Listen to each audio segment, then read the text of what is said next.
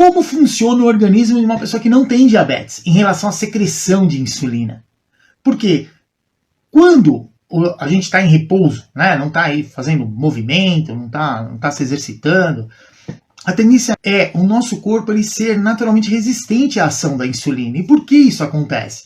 Você não vai tirar muita glicose do sangue e é através dessa glicose que está circulando no sangue que o nosso sistema nervoso central vai trabalhar. Então a gente tem que entender o seguinte, a glicose que a gente tem circulando no sangue, uma boa parte dela vai ser usada pelo nosso sistema nervoso, pelo nosso cérebro. O nosso cérebro ele não usa proteína ou mesmo aí a gordura. O corpo não usa esses substratos como fonte de energia. Ele usa o quê? Glicose. Quando a gente não está se alimentando e está em repouso, normalmente o nosso corpo ele tende a ficar mais resistente à ação da insulina, porque é importante que fique uma quantidade de glicose adequada no sangue. Como é que o corpo controla quando essa quantidade de glicose não está adequada? Normalmente, depois que a gente se alimenta, então qualquer tipo de nutriente que a gente comer, se comer carboidrato vai aumentar a concentração de glicose no sangue. Se comer proteína também aumenta, se comer gordura também aumenta, em proporções menores e dependendo do tempo aí que o nosso corpo demora para digerir esse alimento.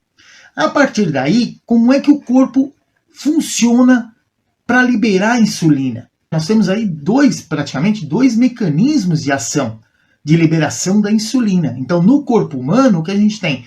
A partir do momento que a gente come, vai ter uma grande secreção de insulina, ele vai ter um pico de secreção de insulina, que depois ele vai diminuindo e depois ele vai tendendo a aumentar ou a diminuir.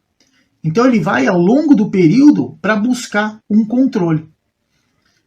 Como é que funciona esse mecanismo? A partir do momento que a gente consome o alimento com carboidrato, se é um carboidrato simples, por exemplo, o que vai acontecer com aquela pessoa que não tem diabetes? Ele consumiu lá, sei lá, comeu mel, que a gente sabe que tem aí, tem a glicose e tem a frutose, elas estão separadas no mel. Então a hora que você absorve, são 2 monossacarídeos, eles vão passar direto pelo sistema, já vai direto lá para o sangue, rapidão chegando no sangue. O que acontece com essa pessoa? Aumenta a concentração de glicose no sangue, só que a partir do momento que essas moléculas passaram pelo intestino, já começa a liberar sinais para o pâncreas para que ele libere insulina. Então o pâncreas libera uma quantidade maior de insulina, que é essa primeira curva que eu falei, vai ter um pico de liberação de insulina.